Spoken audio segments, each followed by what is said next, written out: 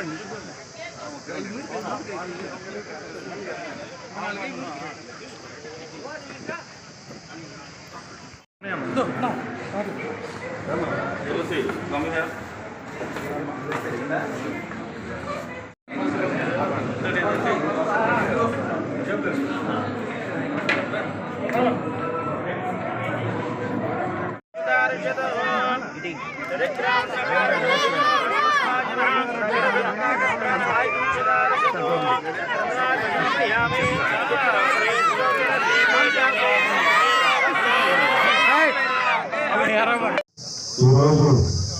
ఇటువంటి మంచి కార్యక్రమం ఫస్ట్ టైం స్వాతంత్రం సొంత మండలంలో చూసుకోవడం చాలా సంతోషంగా ఉంది.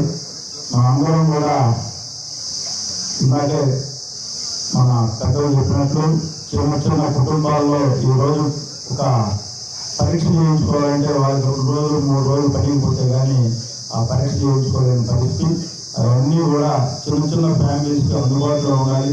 రాబోయే రోజుల్లో మీరందరూ కూడా సిబ్బంది కూడా ఏవైతే ప్రారంభం ఈరోజు భూమి పోయిన తర్వాత ఇమీడియట్గా కాంట్రాక్టులకి ఆర్ఎండి అధికారులకు త్వరగతిన పూర్తి చేసి ప్రజలకి ఎంతో త్వరగా పూర్తి తొందరగా అందుబాటులో తీసుకురావాలని వాళ్ళని కూడా కోరుకుంటూ మనందరం కూడా ఈ రాష్ట్ర ప్రభుత్వం నారా చంద్రబాబు నాయుడు గారు ఏవైతే మీరందరూ కలగన్నారో ఈ రాష్ట్రంలో బడుగు బలహీన వర్గాల కోసం మళ్ళా చంద్రబాబు నాయుడు గారు ముఖ్యమంత్రి అయితేనే ఈ రాష్ట్రం ముందుకు పోతుందని చెప్పి మీరందరూ ఏ విధంగా భావించారో దానిలో భాగంగా గత ప్రభుత్వంలో మీరందరూ కూడా చూశారు.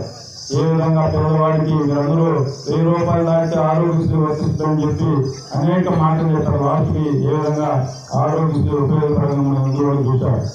ఈరోజు సీఎం రిలీఫ్ ఫండ్ కూడా గత ప్రభుత్వంలో సీఎం రిలీఫ్ ఫండ్ గ్రామంలో ఒకరికో ఇద్దరు వచ్చే పరిస్థితి.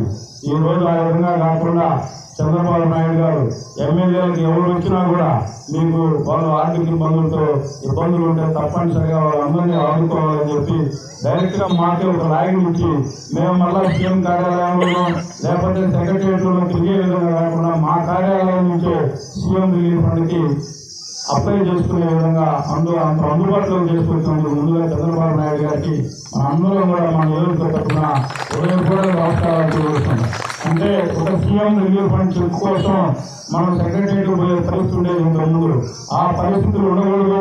ఎమ్మెల్యేలు మళ్ళా సెక్రటరియట్ వాళ్ళు పనులు పోగొట్టుకొని తిరగకూడదు ఒక మంచి ఆలోచనతో ఈ రోజు మా తణుకూరు కార్యాలయం నుంచి సీఎం రిలీఫ్ ఫండ్కి అప్లై చేసుకునే అవకాశం కలుగుతారు. అంటే చంద్రబాబు నాయుడు గారు అంటే మనందరం కూడా ఆయన ఒక విజనరీ లీడర్.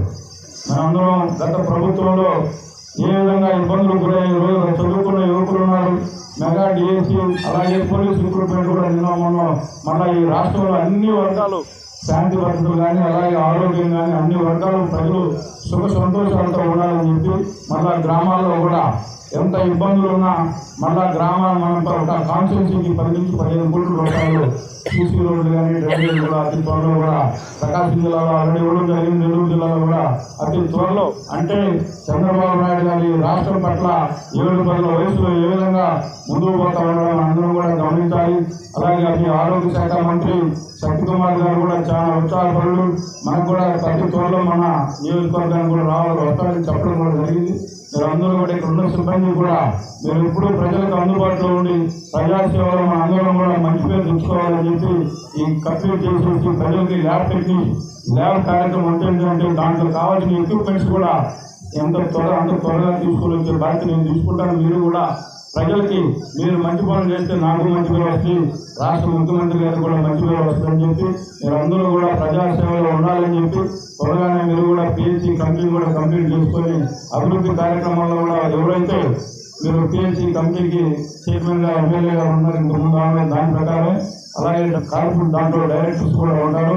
కొంచెం హాస్పిటల్కి సర్వీస్ చేసి ఏమైనా చిన్న కార్యక్రమాలు జైల్లో ఖర్చు పెట్టే వాళ్ళని డైరెక్టర్గా తీసుకుంటానని మీ అందరూ కూడా ఎప్పుడు సహాయ సహకారాలు అందించే విధంగా నేను ఉంటానని చెప్పి మీరందరూ కూడా ఈ మండలం అంటే రాజకీయంలో 5 మండలాలు ప్లస్ మున్సిపాలిటీ కలిపి ఉంటే రావచ్చు, కానీ ఎంతో కొంత నాకు కూడా సొంత మండలం కాబట్టి మీరందరూ బాగా పనిచేసి నాకు మంచి పేరు తీసుకురావాలని చెప్పి దీన్ని సహకరించినటువంటి మంత్రివర్యులకు అలాగే రాష్ట్ర ముఖ్యమంత్రి గారికి అలాగే మా యువ నాయకుడు లోకేష్ బాబు గారికి మమ్మల్ని ముందుకు నడిపిస్తున్నటువంటి లోకేష్ బాబు గారికి అలాగే ఈ రాష్ట్ర ఉప ముఖ్యమంత్రి పవన్ కళ్యాణ్ గారికి హృదయపూర్వక ధన్యవాదాలు తెలియజేసుకుంటూ మనందరం కూడా నిత్యం ప్రజాసేవలో ఉండాలని చెప్పి దానికి మీరందరూ కూడా సహాయ సహకారాలు అందిస్తారని చెప్పి సిబ్బందికి మరొకసారి తెలియజేసుకుంటూ సెలవు తీసుకుంటాం. మరిన్ని అప్డేట్స్ కోసం మా ఛానల్ని సబ్స్క్రైబ్ చేయండి.